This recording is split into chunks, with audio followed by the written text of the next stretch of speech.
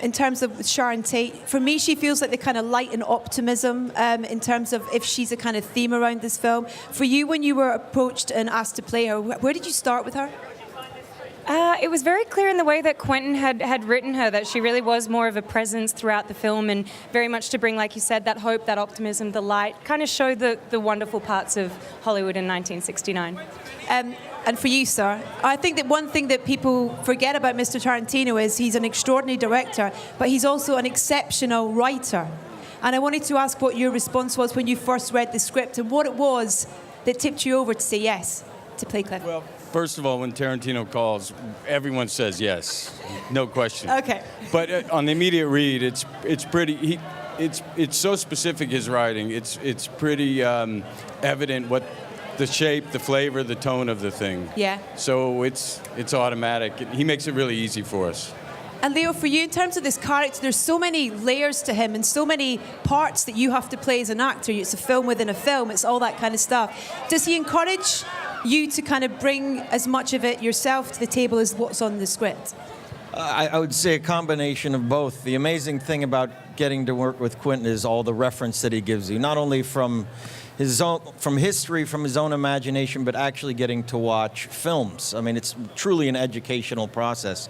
He's one of the most unique visionary filmmakers of our time, and his ability to combine, fairy tales with reality is nobody else does it like him. So the whole process of creating these characters and all that reference is what makes the film ultimately an incredibly enjoyable experience. How would you describe being on set of a Quentin Tarantino film? Because I've spoken to producers, some of your other castmates here as well tonight, and it feels like such a kind of family environment in terms of it's all teamwork. Is that how you would describe it? It is. I mean, so many of the crew members that you work with on the set have worked with Quentin since, Marty's worked with him since Reservoir Dogs. So, I mean, there really is a community and family feel there, and they all have in-jokes. And then anyone welcome to that family for the first time is immediately, feels a part of it. It's fun, and he always plays music. And on set? Yeah. So it was just a lot of fun. Yeah. Does anyone else get to pick the music, or is it just Quentin that gets to choose the music? There's no need to step in. He's pretty good at it. Yeah, he can pick a tune. What was your reaction when you saw the film finished for the first time?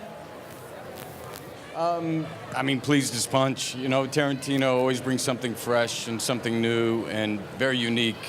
And what I most love about this one that I didn't understand during shooting, it really feels like a confluence of all his work. There's a little bit of all his previous work in this, and it's threaded really beautifully. Yeah.